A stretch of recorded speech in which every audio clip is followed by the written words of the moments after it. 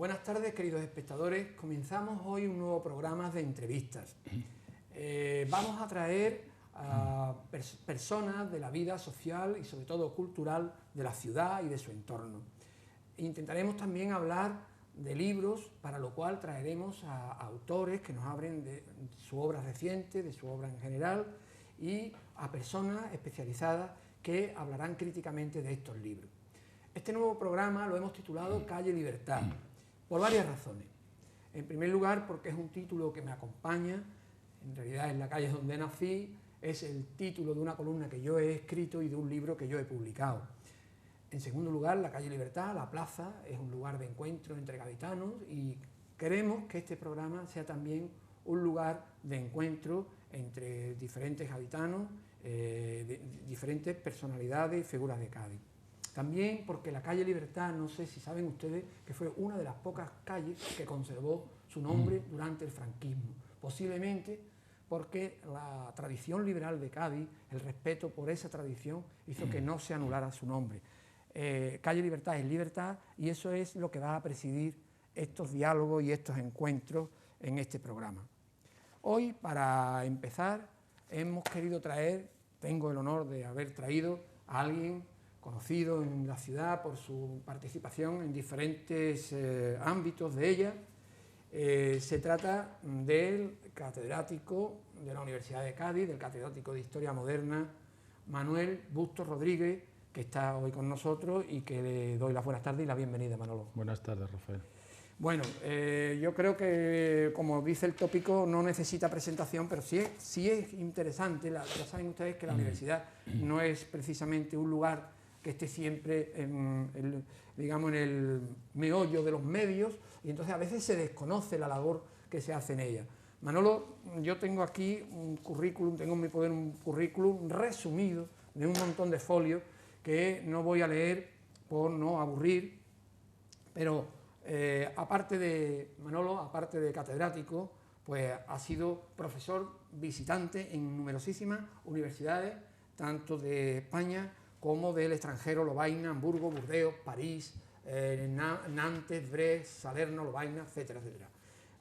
Tiene publicado, en este caso, tenemos aquí 16 libros importantes, aparte innumerables artículos que se incluyen en otros libros o en enciclopedias que no vamos a mencionar porque sería una lista interminable.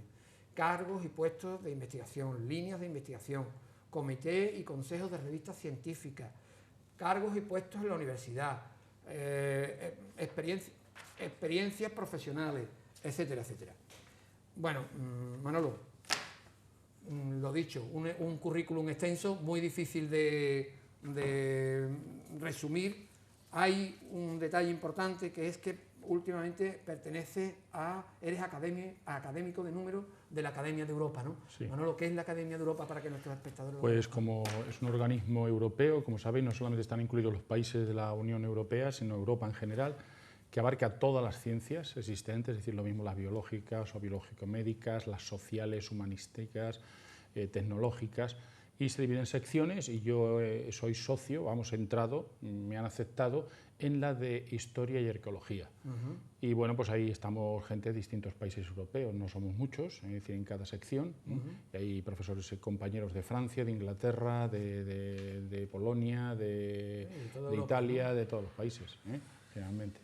Yo había pensado, Manolo, no sé qué te parecerá, hacer un poco dos bloques de 20 y tantos minutos, y en el primero quería repasar un poco una biografía resumida de ti, ¿no? Porque tú, por los datos que tengo en mi poder, veo que naces en Madrid, ¿no? Efectivamente. Naces en la capital de España y pasas toda tu infancia, tu juventud y prácticamente ya hasta que terminas la carrera en Madrid. Sí. ¿Cómo es tu infancia en esa ciudad, en ese momento?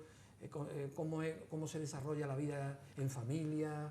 Pues mira, en familia pues tuve mucha suerte, evidentemente, porque de nacer pues en una familia de clase media, que me pudo pagar unos estudios. En esos momentos no todo el mundo estudiaba, como es bien sabido, y hacer unos estudios superiores. Y luego, pues como en la vida de todo niño y todo joven, pues hubo sus momentos buenos, sus momentos malos, es decir, enfermedades.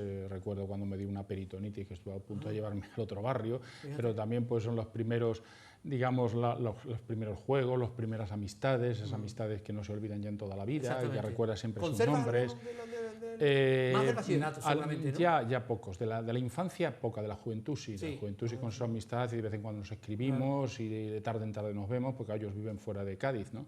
Y esas sí las conservo. Las de niño ya, a veces miro por Google a ver por el nombre, andas, a ver ¿no? si puedo localizar alguno, porque, hombre, siempre es bonito esto, ¿no? Pero realmente, pues claro, ya muchos de ellos hemos perdido el contacto, ¿no? Porque en Madrid ahora mismo, ¿te quedas familia? En Madrid tengo mis primos hermanos, y luego tengo unos tíos ya muy mayores que todavía viven, tienen ya 90 y tantos años también. Vale. Dicen algunos, ¿no?, que nosotros somos de donde hicimos el bachillerato. Yo no sé si esto en tu caso es verdad o no es verdad, dónde hiciste el bachillerato y qué recuerdo tienes de aquellos tiempos. Bueno, yo, como te he dicho, eso pertenece a lo que sería mi adolescencia y mi juventud, de Madrid. Bueno, yo recuerdo un Madrid pues todavía muy, como digamos, un Madrid muy frío, muy caluroso en verano, con unos inviernos muy largos. Yo vivía muy cerca del Retiro, veía esos árboles que se pelaban de hojas y que tardaban mucho tiempo en volver a surgir, en inviernos de los de antes, ¿no? Cómo se lavan los charcos de enfrente de mi casa, ¿no? Cuando había un bulevar y en el bulevar pues quedaban de regar, se regaba por las mañanas y luego el charco amanecía pues realmente helado completamente, ¿no? Y esos recuerdos son los que tengo más vivos, ¿no?, de alguna forma. Aparte de los amigos y bueno, pues en mi barrio, que como te he dicho, estábamos comentando antes, era un barrio de clase media, un barrio tranquilo en general, con muchas posibilidades por tener el Parque del Retiro muy cerca y tener luego toda una zona que era lo que hoy está el Pirulí, conocido con el nombre del Pirulé, que es la televisión, y luego el barrio Moratalaz al otro lado, y bueno, pues eso nos permitía también cuando era niño pues jugar en el campo. Yo he podido jugar en campo, cosa que hoy día en Madrid es prácticamente imposible. ¿no? Y recuerdo, pues, y además al Retiro irías mucho. ¿Hablas del campo? Al Retiro, y luego iba al campo, donde pues ahí teníamos nuestras refriegas. Hubo una colonia de norteamericanos, la primera de cuando se puso la base de Torrejón, que iban allí, y entonces me acuerdo yo que nos liábamos a pedradas allí los chicos con nuestras banderas, llevábamos una calavera, los otros llevaban, y entonces hacíamos bandos, y entonces ahí a pedrada limpia, fíjate lo finos que éramos, ¿no? Eso lo recuerdo. Cosas de la época, ¿no? Claro, cosas de la época, efectivamente. Me imagino que todo eso que tú llamas ahora el campo está construido. Eso está construido totalmente, pero vamos, si pasa la M30, pasa, en fin, eso está completamente ya urbanizado. Yo recuerdo, porque yo también soy un poco de tu quinta, que entonces los chavales casi todos hacíamos ciencias, ¿no? ¿Es tu caso también? Mi caso fue efectivamente el mismo, es decir, no se entendía que un chico, hombre, salvo se entendía relativamente, ¿no? Es decir, lo normal es que un chico hiciera ciencias. Había que con 13 años optar o ciencias o letras. Si optabas por ciencias era todo ciencias. Había una reválida en cuarto, ¿no? Exactamente, y a partir de esa reválida ya tú empezabas o en letras o en ciencias.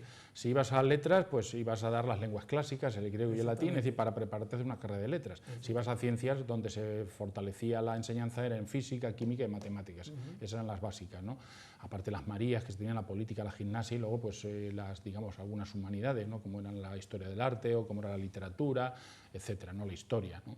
Y bueno, pues yo opté por el bachillerato de ciencias, como era lógico, hasta que descubrí que mi vocación no era esa. ¿Cuándo descubrí yo eso? Pues realmente para mí el curso clave fue fundamentalmente el equivalente a lo que hoy es el COU, que es el preuniversitario. Yo soy de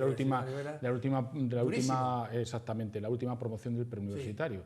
Me acuerdo yo que por esa época estrenaron la película Los chicos del Preu. Los chicos del Preu. Tuviste mala suerte, porque el Preu era durísimo y era luego muy duro. El COU no tenía nada que ver con eso, era muy duro. Yo recuerdo aquellas pruebas con mucha dureza y luego ya pues a partir de ahí ya decidí que tenía que cambiar el chip, ¿no?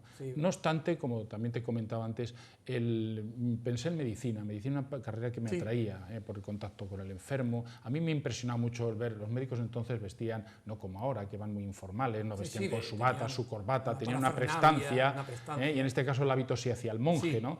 Y entonces, bueno, pues a mí eso de ver, vivía cerca de lo que se llama el Hospital del Generalísimo entonces el ver salir los médicos con su bata y con su corbata y respetados y admirados y lo que sea, yo recuerdo eso con admiración. Y entonces me gustaba la medicina.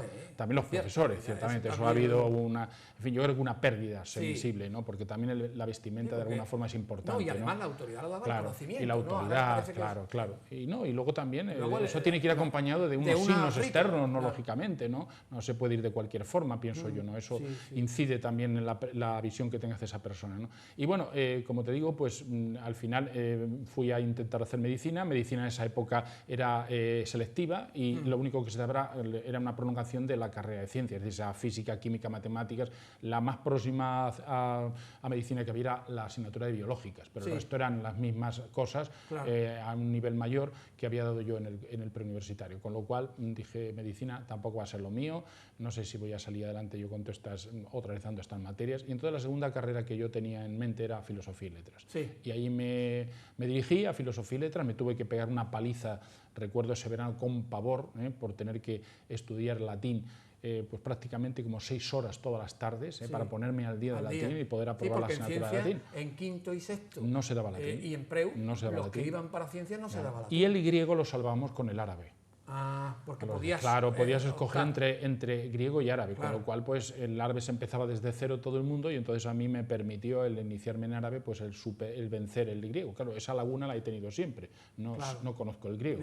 Claro, bueno, y en el caso de la historia, porque claro, filosofía y letras recuerdo que era una carrera general que tenía sus años comunes. ¿Cómo es que te decides luego finalmente por Pues historia? realmente yo tenía duda entre literatura, historia del arte. Historia no lo tenía en primera fila, por así decirlo.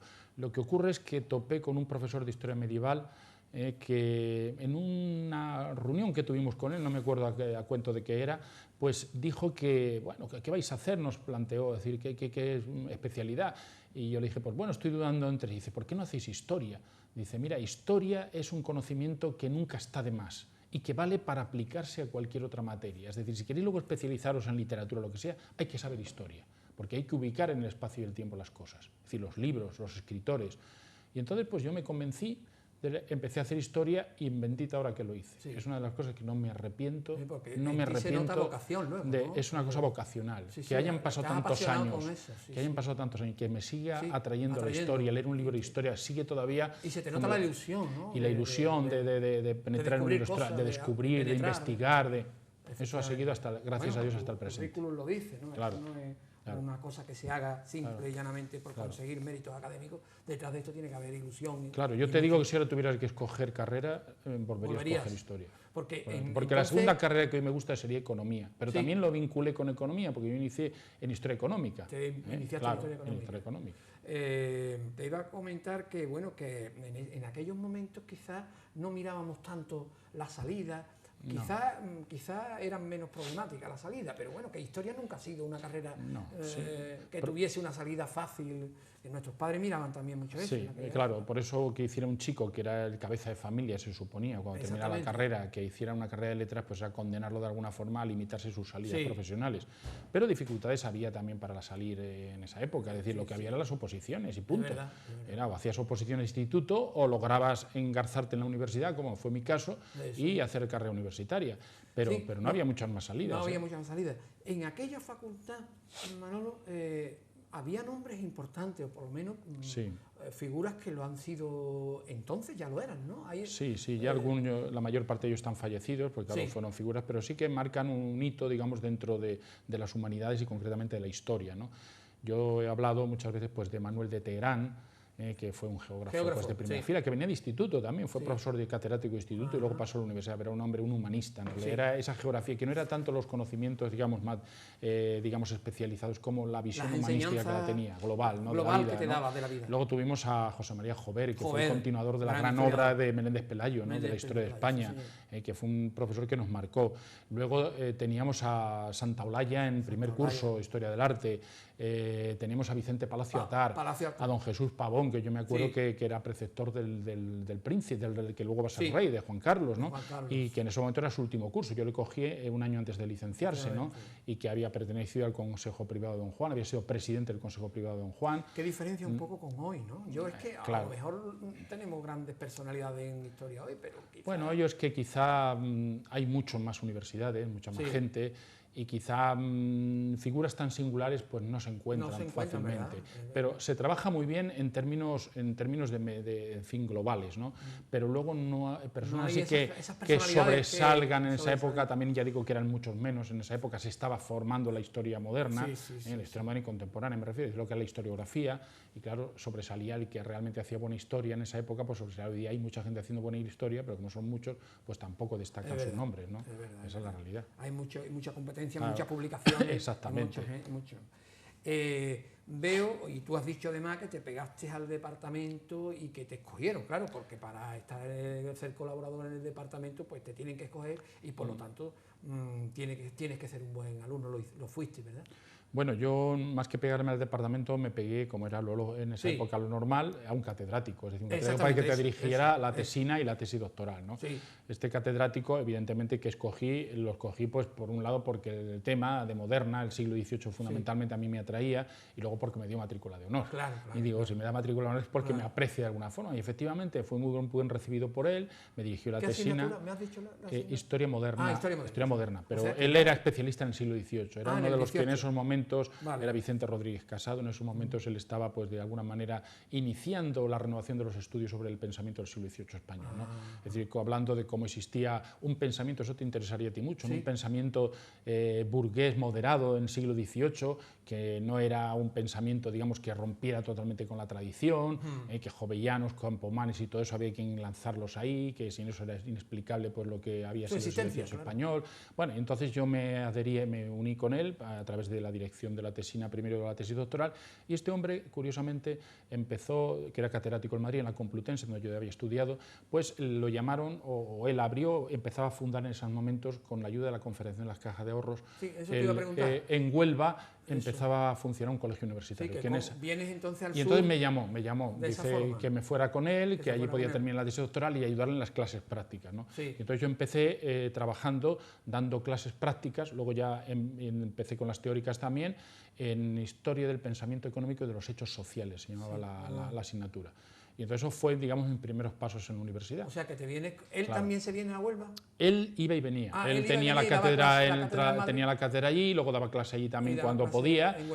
Daba clase en Huelva y luego, pues, él los fines de semana, lo que sea, permanecía allí. ¿Ya estabas casado, no? Yo no, cuando me vine no estaba casado, porque mi mujer la conocía ahí en Huelva. O sea que, que la conociste en Huelva. O sea que no estaba casado. Y bueno, sé que en Huelva tuviste una serie de peripecias, todas juntas. Bueno, no hemos comentado tu compromiso de siempre, tu compromiso cristiano de toda la vida de Dios. En este momento también se manifiesta. Es un momento convulso en política, muy convulso. Tú ya venías de algunos momentos bastante convulsos complicados en Madrid, tuviste relación con todo ese movimiento. Aunque sea volver un poco atrás, ¿cómo era ese movimiento antifranquista en las facultades que tú viviste desde el año 68 en adelante? Sí, yo entré en el curso 67-68, yo recuerdo leer el periódico y ver las imágenes de las barricadas en París y todo eso, y fueron cursos efectivamente muy conflictivos, con cierres de varios meses, estados de excepción, entradas permanentes cada 2 por 3 de la policía, en fin, una situación muy tensa. Tú cuando entras a la universidad, digamos que empezaba ya la tensión, se te metía en el cuerpo, ¿no? Al entrar por esas aulas y por esos pasillos, ¿no? Pero bien es verdad que también hay que desmitificar un poco el creer que todos los estudiantes estaban ahí movilizados en contra del franquismo. Casi el 90 y tantos %, pues es verdad que tenían un pensamiento liberal, es decir, creían que ya el régimen, pues hombre, que era impresentable muchas de las cosas que hacía, que ya no se podía reprimir la libertad y la expresión de la forma que se reprimía, que eso estaba ya trasnochado cuando en Europa pues es una cosa normal, ¿no? Ese pensamiento sí, pero no eran gente militante en contra del franquismo, es decir, que la militancia era una minoría. La militancia era una minoría, fundamentalmente muy activa, que era el Partido Comunista básicamente, el PSOE no se le veía por ningún lado apenas, y luego en el otro sector, el maoísmo también un poco, y luego en el otro sector, podríamos decir, pues estaban la Falange y estaban guerrilleros de Cristo Rey, que eran muy activos también, muy minoritarios, pero muy activos, ¿no? Y eso era lo que componía básicamente la movida, llamemos, de la universidad. La agitación sobre todo en las letras, ¿verdad? En letras, derecho, económicas también, políticas. Menos en ciencias. En ciencias menos. Medicina también hubo. Ahora, las técnicas Mecánica no, los ingenieros nada, tenían que estudiar mucho y no podían dedicarse a eso. Igual, sí, sí, los ingenieros estaban a lo suyo, claro, eso es nada, era poco. Bueno, estábamos entonces en que por fin te trasladas a Huelva, que eso fue un paso muy importante, claro, un paso decisivo una ruptura en mi vida, claro, un cambio. Y en Huelva, pues decides, das un paso, que es el compromiso político. Sí, yo en la universidad ya pues me sentía como un poco mal, decir, hombre, un cristiano con todas las cosas que estaban ocurriendo, pues no basta solamente con bueno, tener una presencia y estar de consejero de curso, sino que hay que hacer algo más, ¿no? Y entonces pues en Huelva fue cuando el conocimiento de la realidad andaluza también, pues de Huelva, que está en esa época, pues como te puedes imaginar también un poquito el contraste con Madrid era tremendo, ¿no? Y bueno, pues es la época en que tú crees que el mundo lo puedes cambiar también, sí, todo es dicho sea de paso, comprometiéndote.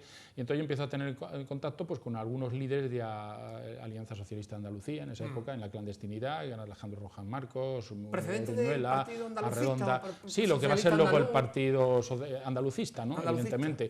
¿Por qué tomo yo contacto con ellos? Porque él lo tenía más a mano, es decir, claro. Porque además a mí eran gente que me ofrecía unas garantías, es decir, me parecían que eran personas muy coherentes y personas muy, en fin como se dice, personas de que se podía confiar en ellas, ¿no? En madurez, socialdemocracia, ¿no? Claro, una socialdemocracia, y bueno, pues yo entro en contacto con ellos y empiezo pues con un nombre de clandestinidad pues a trabajar ahí, entramos en la Junta Democrática, la Plata Junta, y bueno, pues así un poco voy hilando mi compromiso, ¿no? De alguna manera, ¿no? Bueno, también el plano político. Tu disgusto, ¿no? Hombre, me costó mis